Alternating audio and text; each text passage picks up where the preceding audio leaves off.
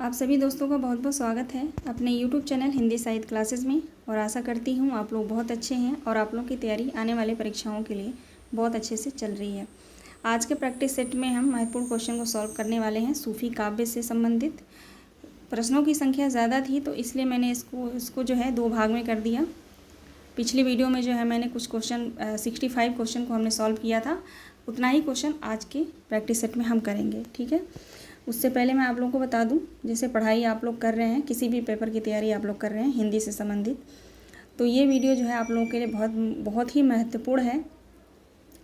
मैं आप लोगों को पहले भी बता चुकी हूँ कि आप लोग जंप करके पढ़ाई मत किया करिए। अगर आप लोग जंप करके पढ़ाई कर रहे हैं तो कॉन्सेप्ट क्लियर नहीं होगा। अगर कॉन्सेप्ट क्लियर नहीं हुआ तो आपका कोई भी क्वेश्चन, आपने कितना भी पढ़ा हो, लेकिन वो क्वेश्चन आपका सही नहीं होगा पेपर में।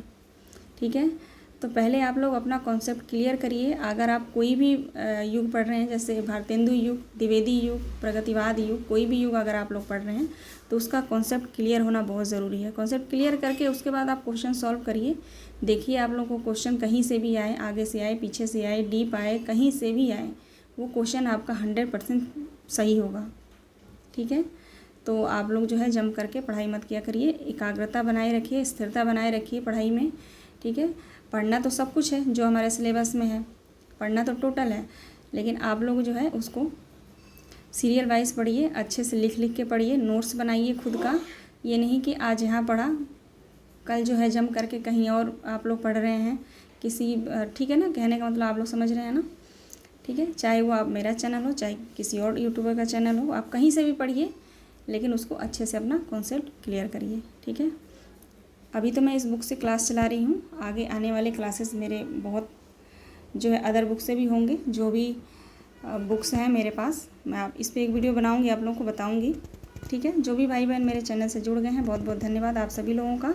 प्लीज़ शेयर कर दिया करिए चैनल को, है ना, थोड़ा आगे जाए और भी भाई बहन को पता चले। और जो भाई बहन नए जुड़े हैं, मेरे वीडियो को देख रहे हैं, उन्हीं भाई बहन से बहुत निवेदन है कि आप सभी लोग जो है चैनल को सब्सक्राइब कर लिया करिए और बेल आइकन प्रेस कर लिया करिए, ताकि आने वाला वीडियो जो है आप लोग के पास आसानी से पहुंच सके और आप लोग जो है अपनी तैयारी को और अच्छा बना सकें। ठीक है, तो चलिए देखते हैं आज का प्रश्न है। आज के प्रश्न देखते हैं। यहाँ पे पंक्ति दी गई है, क्वेश्चन है, ओ मन जानी कबित अस कीन्हा, मकु यह रहे जगत मन चिन्हा। यह जो है किसकी पंक्ति है? ये जो है किसकी पंक्ति है बताएंगे आप लोग। पंक्ति है, ओ मन जानी कबित अस कीन्हा, मकु यह रहे जगत मन चिन्हा। उपर्युक्त पंक्ति किस कवि की है? यह पंक्ति किस कवि की है? राइट आंसर हो जाएगा मलिक मोहम्मद जायसी की। यह पंक्ति जो है मलिक मोहम्मद जायसी की है और पद्मावत से लिया गया है। आगे देखते हैं। अगला प्रश्न है, भूल चकोर दीढ़ मुखलावा, मेघ घटा महचंद दिखावा। उपयुक्त पंक्ति किस रचना से ली गई है? भूल चकोर दीढ़ मुखलावा, मेघ घटा महचंद दिखावा। बहुत महत्वपूर्ण पंक्ति है ये, जो भी मैंने क्वेश्चन में लिया है, इम्पॉर्टेंट जो है पंक्ति है, आप लोग ध्यान से देखेंगे। राइट आंसर बताएंगे आप लोग, कमेंट के माध्यम से भी बताएंगे मुझे। ठीक है, कि कितने आप लोग के सही हो रहे हैं। ज़रूर आप लोग कमेंट कर दिया करिए, छोटा सा एक कमेंट करना होता है आप लोगों को, है ना, तो आप लोग ज़रूर कर दिया करिए और बताएंगे आप लोग राइट आंसर इसका क्या हो जाएगा। ये पंक्ति जो है पद्मावत से ली गई है और मलिक मोहम्मद जायसी की पंक्ति है। अगला प्रश्न देखते हैं। मोहस हसेस की कोहरस किसने किससे कहा है? ये जो पंक्ति किसने किससे कहा है ये पूछा जा रहा है। मोही का हसेस की कोहरस, ये जो पंक्ति है किससे किसने कहा है ये पूछा जा रहा है। राइट आंसर क्या हो जाएगा? राइट आंसर होगा जायसी ने शेर शाह से कहा। ठीक है, जायसी जो है शेर शाह के दरबार में जाते हैं तो थोड़े से मतलब देखने में अच्छे नहीं होते हैं, तो जो शेर शाह सूरी होता है वो जो है इन पे कटाक्ष करता है, हंसी मजाक उड़ाता है इनका। तो वहाँ पे जो है इन्होंने ये पंक्ति कही है कि मोहिका हसीस की को हर्ष मतलब मुझ पे क्या हंसते हो बंदे, हंसना है तो उस पे हंसो जो जिसने मुझे बनाया है। ठीक है, आप लोग ध्यान रखेंगे, इंपॉर्टेंट पंक्ति है, पूछी भी गई है। ठीक है, राइट आंसर होगा जायसी ने शेरशाह से कहा है। अब देखिए इसी क्वेश्चन को पूछ लेता है कि ये पंक्ति किसकी है, तो जायसी की है। अब यहाँ पे मैंने इस क्वेश्चन जो है बनाया है कि यह पंक्ति जो है किसने किससे कहा है। ठीक है, आगे बढ़ते हैं। अगला प्रश्न है, निम्नलिखित में से कौन सी कृति जायसी की अक्षय कृति के आधार पर रची गई है। निम्नलिखित में से कौन सी रचना जायसी की अक्षय कृति के आधार पर रची गई रचना है। राइट आंसर आप लोग बताएंगे क्या होगा। राइट आंसर होगा पद्मावत रचना। ठीक है, आगे बढ़ते हैं। अगला प्रश्न है, पद्मावत को हिंदी का प्रथम बड़ा महाकाव्य किसने माना है। पद्मावत रचना जो है जायसी की, उसको हिंदी का प्रथम बड़ा महाकाव्य किसने माना है। राम कुमार वर्मा ने, हजारी प्रसाद द्विवेदी ने, रामचंद्र शुक्ल ने या रामस्वरूप चतुर्वेदी ने। राइट आंसर हमारा क्या होगा। इसका राइट आंसर होगा रामस्वरूप चतुर्वेदी। रामस्वरूप चतुर्वेदी ने पद्मावत को हिंदी का प्रथम बड़ा महाकाव्य माना है। ठीक है, ये ध्यान रखेंगे आप लोग। आगे बढ़ते हैं। अगली पंक्ति है, बलम दीप देखा अंग्रेजा, जहाँ जाई जेहि कठिन करेजा। किस रचना से यह पंक्ति ली गई है। सॉरी, बलम दीप देखा अंग्रेजा, जहाँ जाई तेहि कठिन करेजा। उपयुक्त पंक्ति किस रचना से ली गई है, आप लोग बताएंगे। ये पंक्ति जो है चित्रावली रचना से ली गई है। ठीक है, चित्रावली रचना से ली गई है। आगे बढ़ते हैं। हंस जवाहिर के रचनाकार कौन है। हंस जवाहिर के रचनाकार कौन है। हंस जवाहिर जो है किसकी रचना है, तो ये रचना जो है कासिम शाह की है। आगे बढ़ते हैं। किस कवि ने तत्कालिक बादशाह मोहम्मद शाह रंगीला का उल्लेख मनसबी शैली में किया है। कौन से सूफी कवि हैं जो तत्कालिक बादशाह मोहम्मद शाह रंगीला का उल्लेख मनसबी शैली में किया है। राइट आंसर क्या होगा। उस्मान कवि, कुतमन कवि, उस्मान कवि, कुतमन कवि या कासिम शाह या जायसी। राइट आंसर इन चारों में से क्या होगा, बताएंगे आप लोग। राइट आंसर होगा कासिम शाह। ठीक है, राइट आंसर होगा कासिम शाह ने। अगला प्रश्न देखते हैं, इंद्रावती के रचनाकार कौन है। इंद्रावती रचना जो है वो किस कवि की है।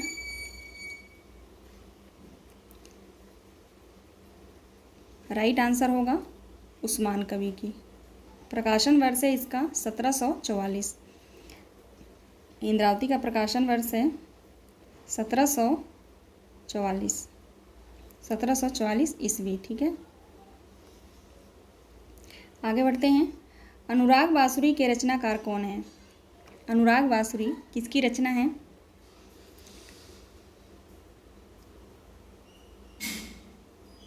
अनुराग बांसुरी जो रचना है वो नूर मोहम्मद की रचना है। ठीक है, नूर मोहम्मद की रचना है और प्रकाशन वर्ष है इसका 1764 है ना, यही है प्रकाशन वर्ष जो है इसका 1764 है। आगे बढ़ते हैं। किस रचना में आगमपुर की राजकुमारी इंद्रावती और कलिंजर के राजकुमार की प्रेम कथा वर्णित है। किस रचना में आगमपुर की राजकुमारी इंद्रावती और कलिंजर के राजकुंवर की प्रेम कथा है। राइट आंसर क्या होगा। इसका राइट आंसर होगा इंद्रावती रचना। ठीक है, अगला प्रश्न है, किसने कहा है कि इंद्रावती को सूफी पद्धति का अंतिम ग्रंथ समझना चाहिए। किस कवि ने कहा है कि इंद्रावती को सूफी पद्धति का इंद्रावती को सूफी पद्धति का अंतिम ग्रंथ समझना चाहिए। ये जो है किसने कहा है। राइट आंसर हमारा क्या होगा। राइट आंसर होगा आचार्य रामचंद्र शुक्ल ने कहा है। ठीक है, आगे बढ़ते हैं। अगला प्रश्न है, राज तुल हकायक के रचनाकार कौन है। राजतुल हकायक के रचनाकार कौन हैं। कुछ क्वेश्चन जो है रिपीट हुए होंगे तो आप लोग कोई बात नहीं, रिवीजन हो जाएगा।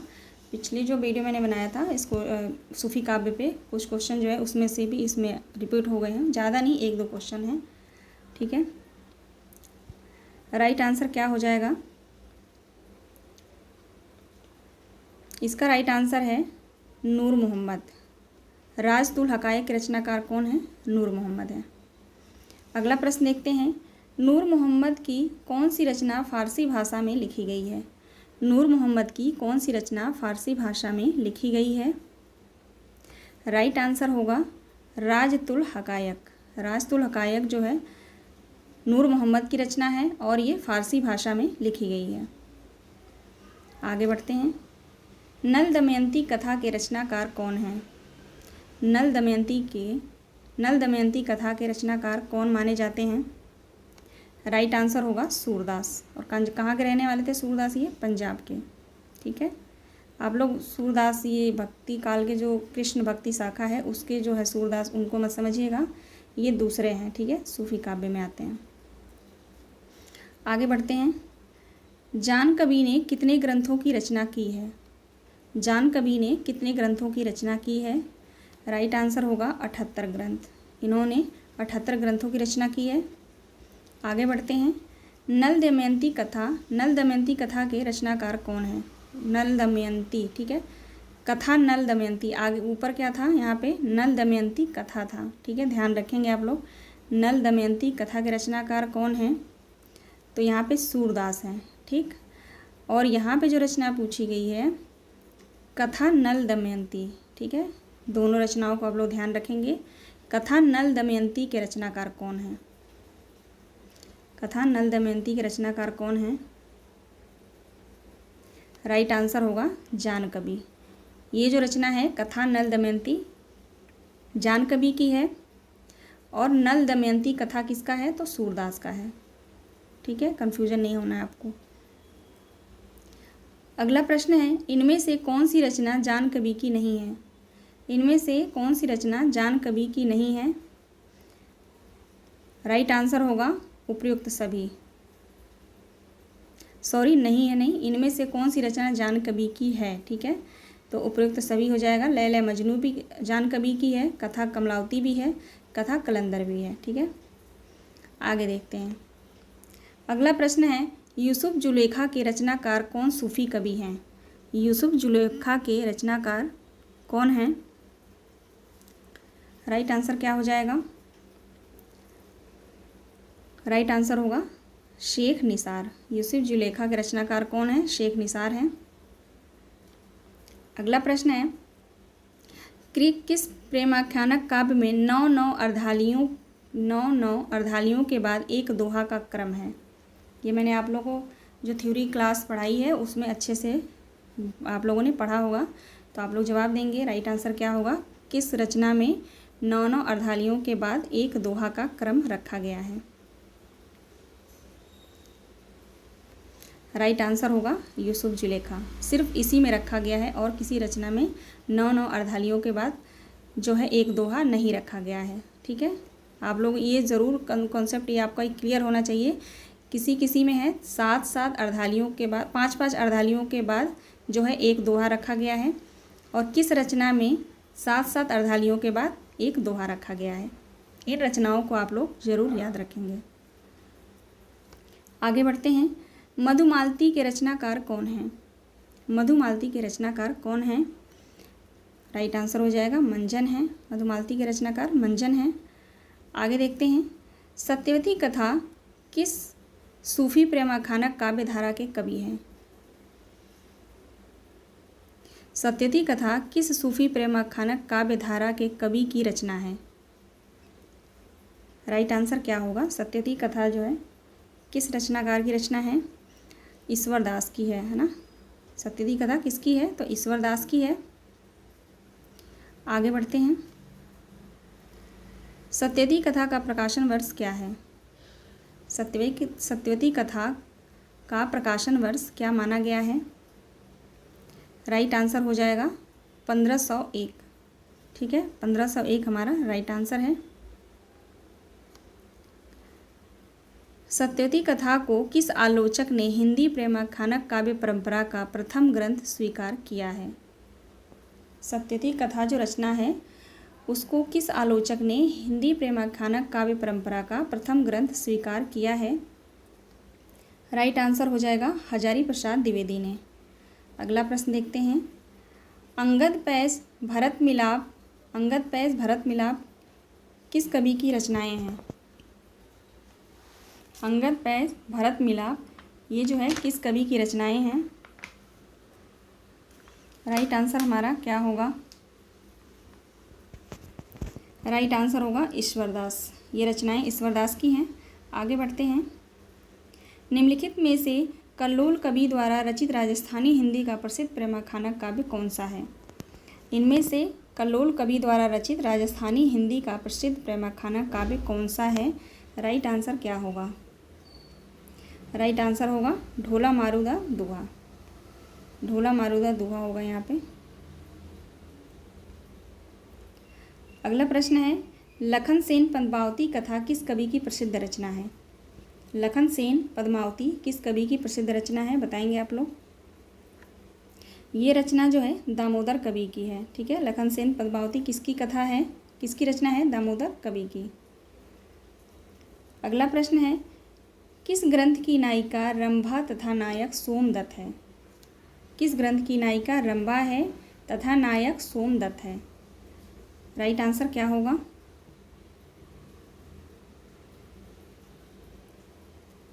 राइट आंसर होगा रसरतन।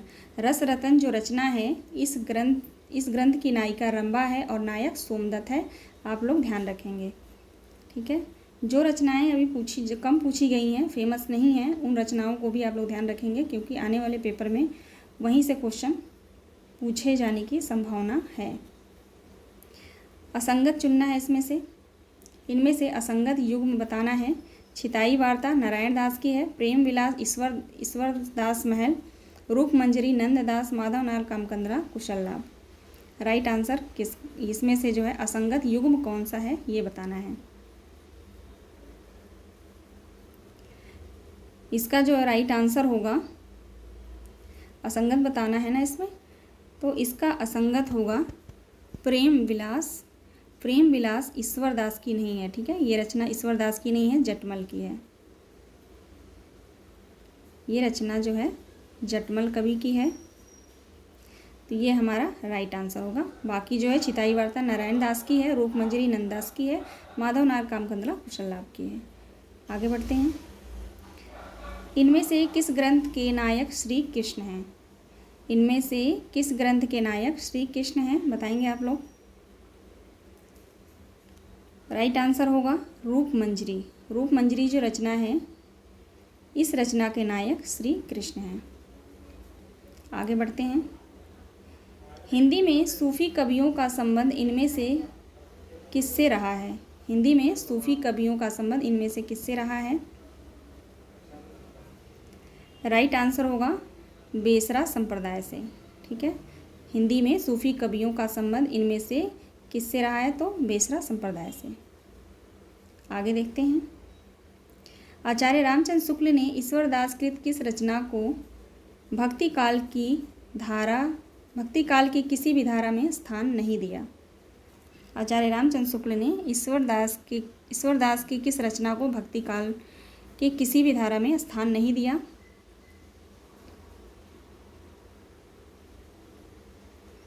राइट आंसर होगा सत्यवती कथा। अगला प्रश्न है, सूफी काव्य में किसके लिए पीर शब्द का प्रयोग किया गया है? सूफी काव्य में किसके लिए पीर शब्द का प्रयोग किया गया है? गुरु के लिए, महान के लिए, भिक्षुक के लिए या ईश्वर के लिए?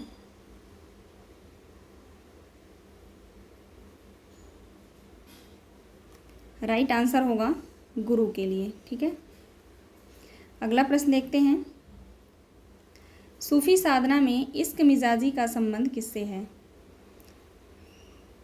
सूफी साधना में इश्क मिजाजी का संबंध किससे है? कल जो है हमने कंटेंट की क्लास में मैंने आप लोगों को बताया था सूफी जो शब्द हैं उनके जो हिंदी में क्या अर्थ होते हैं। मैंने 6 से 7 जो है मैंने आप लोगों को बताया था बहुत अच्छे से। आशा करती हूँ आप लोगों ने देखा होगा। तो आप लोग बताएंगे इश्क मिजाजी का अर्थ क्या होता है, वही पूछा जा रहा है यहाँ पे।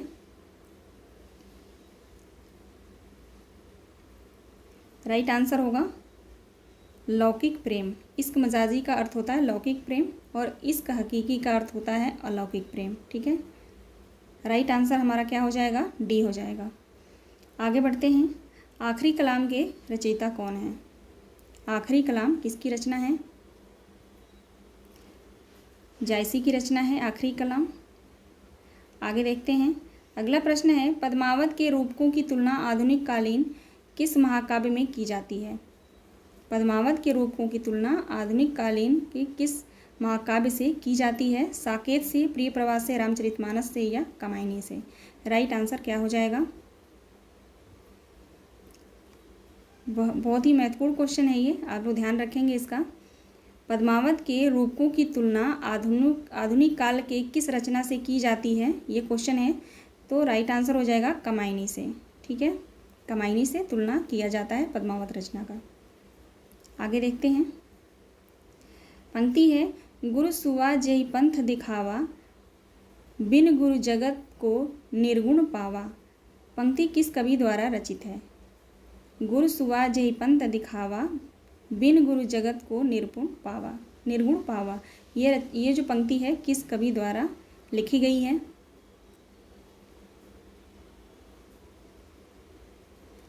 राइट आंसर होगा जायसी की पंक्ति है ये। अगला प्रश्न देखते हैं। अवधि का अर्धान किसकी भाषा को कहा जाता है? अवधि का अर्धान किसकी भाषा को कहा जाता है? तुलसीदास को, श्री कृष्ण को, सूरदास को या जायसी को? राइट आंसर हो जाएगा जायसी को कहा जाता है। अगला प्रश्न देखते हैं। पद्मावत को हिंदी में अपने ढंग की ट्रेजेडी वृत्ति किसने कहा है? राइट आंसर हो जाएगा इसका विजय देव नारायण शाही। कल के क्वेश्चन रिपीट है क्वेश्चन ये। अगला प्रश्न है, इनमें से किस रचना में कयामत का वर्णन किया गया है? इनमें से किस रचना में कयामत का वर्णन किया गया है? राइट आंसर हो जाएगा आखिरी कलाम में। आखिरी कलाम रचना में कयामत का वर्णन मिलता है। अगला प्रश्न है, अनहलक यानी मैं ही ब्रह्म हूँ किसकी घोषणा है? अनहलक यानी इसका अर्थ है, अनहलक का अर्थ होता है मैं ही ब्रह्म हूँ, किसकी घोषणा है? अमीर खुसरो की, मंसूर की, कबीर की या जायसी की?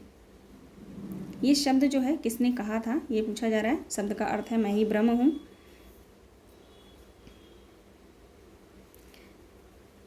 राइट आंसर हो जाएगा इसका मंसूर का। ठीक है, राइट आंसर होगा बी, मंसूर का घोषणा है। मंसूर ने कहा था अनहलक यानी मैं ही ब्रह्म हूँ। आगे देखते हैं। छार उठाए लिन एक मुट्ठी, बिन उठाए फिर थमी झूठी। यह पंक्ति किस ग्रंथ से ली गई है?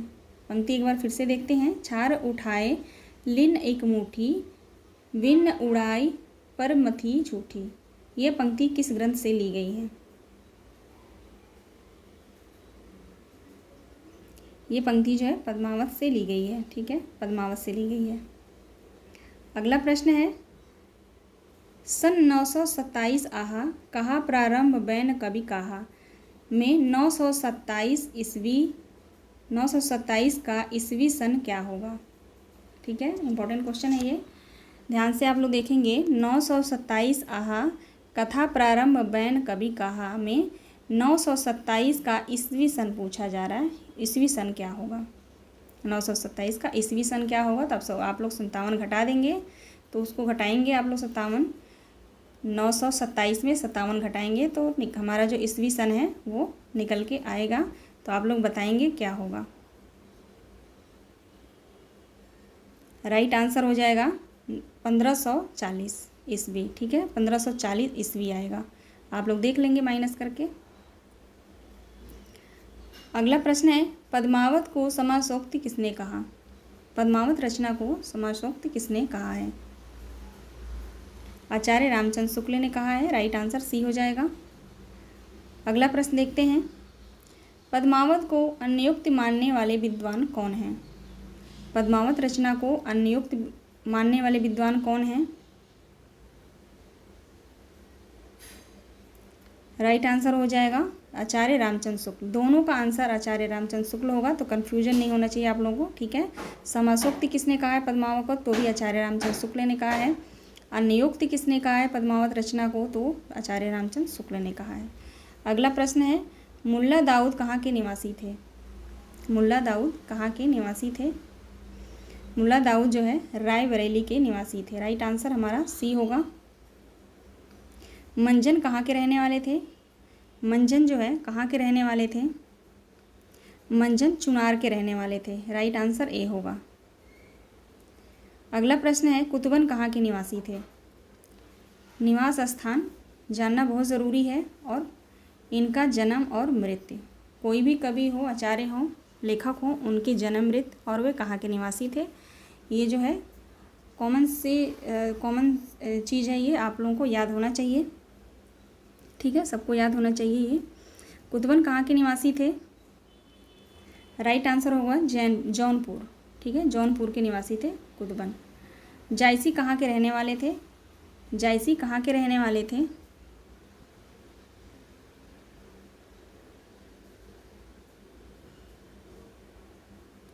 राइट आंसर क्या हो जाएगा, जायसी कहाँ के रहने वाले थे।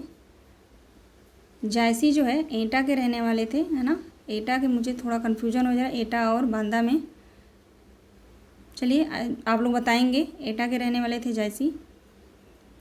आगे देखते हैं, प्रस्तुत संप्रदायों और प्रवर्तकों में असंगत युग्म बताना है। यहाँ पे संप्रदाय दिए गए हैं और संप्रदाय के प्रवर्तक दिए गए हैं, उनमें से असंगत कौन से हैं ये बताना है। देखते हैं, सिख संप्रदाय के प्रवर्तक जो हैं नानक, निरंजनी संप्रदाय के हरिदास निरंजनी, वारकरी संप्रदाय के जम्भनाथ, अद्वैतवाद संप्रदाय के राघवानंद भावाज। राइट आंसर क्या होगा, यहाँ पे ये नहीं रहेगा, ठीक है, राघवानंद ही रहेगा यहाँ पे। इनमें से असंगत कौन सा है ये बताना है। राइट आंसर हमारा हो जाएगा अद्वैतवाद। अद्वैतवाद के प्रवर्तक जो है राघवानंद नहीं है, माधवाचार्य हैं, ठीक है, इसके जो है माधवाचार्य हैं। माधवाचार्य, ठीक है, अद्वैतवाद के प्रवर्तक माधवाचार्य हैं। बाकी जो है तीनों ये हमारे राइट आंसर हैं। राइट आंसर हमारा क्या हो जाएगा, डी। आगे देखते हैं, प्रस्तुत संप्रदाय और प्रवर्तकों का असंगत युग्म कौन सा है। यहाँ भी असंगत चुनना है। साधु संप्रदाय के वीरभान, रामदासी संप्रदाय के हरिदास निरंजनी, रामावत संप्रदाय के राघवानंद, बिश्नोई संप्रदाय के जम्भनाथ। कौन सा असंगत है ये बताना है।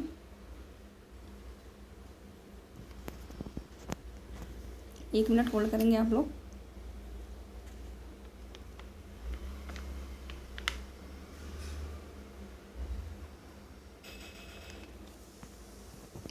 हाँ बताइए आप लोग, राइट आंसर क्या हो जाएगा।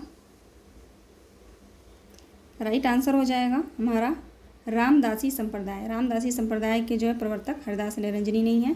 बाकी जो तीनों हैं हमारे सही हैं। साधु संप्रदाय के प्रवर्तक वीरभान हैं, रामावत संप्रदाय के राघवानंद और विष्णुई संप्रदाय के जम्भनाथ। आगे देखते हैं, यहाँ पे संगत युग्म बताना है, ठीक है, यहाँ पे संगत युग्म बताना है। मधुमालती किसकी रचना है, कुतुबन की, मृगावती मंजन की, कहरनामा जायसी की, ज्ञानदीप असायद की। इनमें से संगत युग्म कौन सा है ये बताना है। कोई एक इसमें से संगत है, बाकी जो तीन हैं असंगत हैं।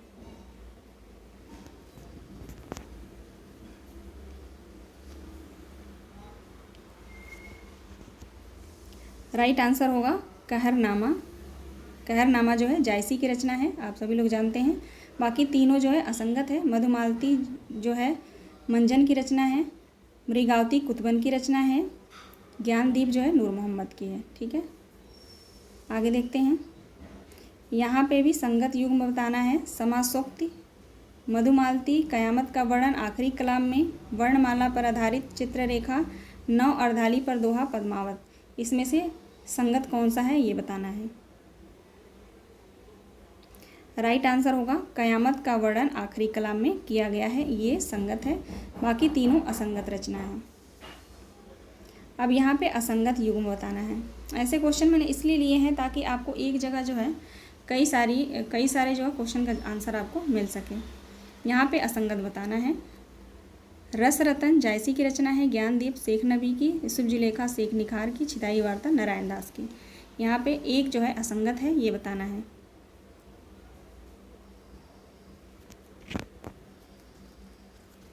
बताएंगे आप लोग राइट आंसर क्या हो जाएगा।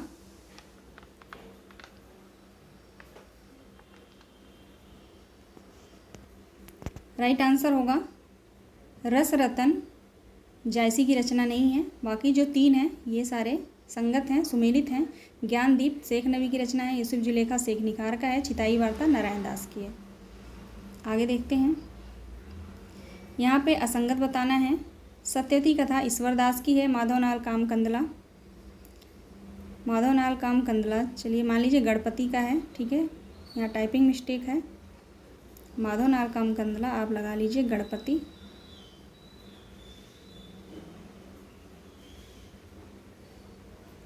ये जो रचना है गणपति की है।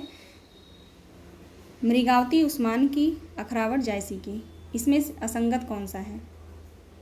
राइट आंसर हो जाएगा मृगावती जो है उस्मान की रचना नहीं है, कुतुबन की रचना है, ठीक है। बाकी जो 3 ऑप्शन हैं वो संगत हैं। यहाँ पे सुमेलित करना है, कौन किसकी रचना है सुमेलित करना है। चलिए देखते हैं। मृगावती किसकी रचना है? तो कुतुबन की रचना है, 4 होगा। मधुमालती किसकी रचना है? मधुमालती रचना है मंजन का, 1 हो जाएगा। चंदायन किसकी रचना है? मुल्ला दाऊद की, 3 हो जाएगा। अखरावट किसकी रचना है? जायसी की, 2 हो जाएगा। राइट आंसर हमारा होगा 4 1 3 2। 4 1 3 2 राइट आंसर हमारा पहला ए हो जाएगा, ठीक है। ये हमारा राइट आंसर है 4 1 3 2। अगला प्रश्न देखते हैं। प्रेमाख्यान काव्य परंपरा की प्रमुख रचनाओं का सही क्रम बताना है। अब यहाँ पे सही क्रम बताना है। ऐसे क्वेश्चन आजकल बहुत पूछे जा रहे हैं, ठीक है। तो आप लोग इस तरह के क्वेश्चन ज़्यादा से ज़्यादा सॉल्व किया करिए, रचनाओं को ट्रिक के माध्यम से याद भी कर लिया करिए। अब आप लोग बताएंगे यहाँ पे प्रेमाख्यान काव्य की प्रमुख रचनाओं का सही क्रम क्या होगा।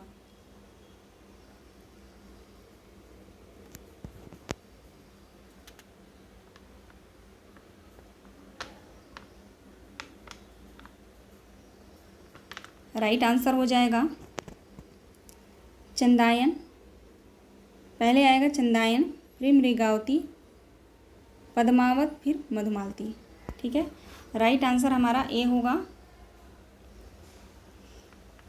1 मिनट आप लोग होल्ड करेंगे।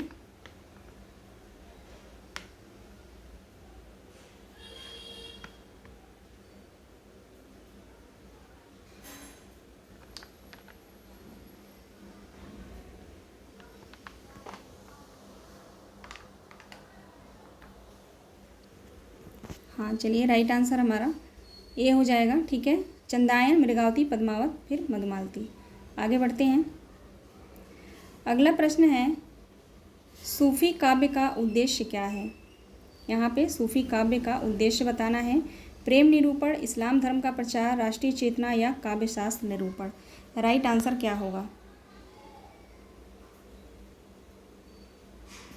सूफी काव्य का उद्देश्य प्रेम निरूपण है, ठीक है। आगे बढ़ते हैं। जायसीकृत पद्मावत है, जायसीकृत पद्मावत क्या है? पुराण काव्य है, धर्म काव्य है, रूपक काव्य है या चंपू काव्य है?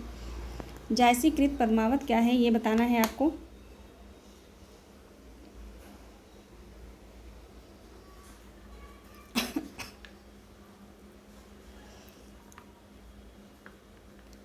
राइट आंसर क्या हो जाएगा? जायसीकृत पद्मावत जो रचना है वो क्या है?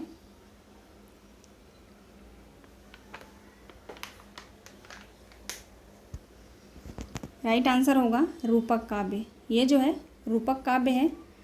अगला प्रश्न है रचना काल की दृष्टि से निम्नलिखित कृतियों का सही अनुक्रम क्या होगा। रचना काल की दृष्टि से निम्नलिखित में से रचनाओं का सही अनुक्रम क्या होगा। राइट आंसर होगा ए मृगावती, ज्ञानदीप, इंद्रावती और अनुराग बासुरी, ठीक है। अगला प्रश्न है ए ही रूप एकत औसियु, ए ही रूप त्रिभुवन कर जेहु। उपयुक्त पंक्ति किसकी है? ए ही रूप एकत औसियु, ए ही रूप त्रिभुजन कर जेहु। यह पंक्ति किस कवि की है? राइट आंसर हो जाएगा जायसी की। यह पंक्ति जो है जायसी की है। अगला प्रश्न है, हिंदू मग पर पाँव न राखो, कौ जौ बहुते हिंदी भाखो। उपयुक्त पंक्ति किस कवि की है? यह जो पंक्ति है किस कवि की है? राइट आंसर हो जाएगा नूर मोहम्मद की। ये पंक्ति जो है नूर मोहम्मद की है। आगे बढ़ते हैं। अगला प्रश्न है, निम्नलिखित प्रेमाख्यान काव्यों को उनके नायकों के साथ सुमेलित करना है। यहाँ पे जो है उनके नायकों के साथ सुमेलित करना है। राइट आंसर हमारा क्या होगा? यहाँ पे देख लेते हैं।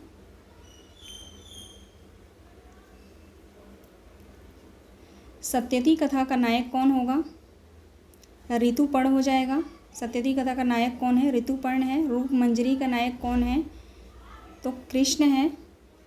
चंदायन के कौन है? लोरिक है। रतन सेन के कौन है? तो सामा है। राइट आंसर हमारा क्या हो जाएगा? 2 4 1 3। राइट आंसर हमारा ए हो जाएगा 2 4 1 3। ठीक है। अगला प्रश्न है, इनमें से कौन सा कथन असत्य है? इनमें से कौन सा कथन असत्य है ये बताना है।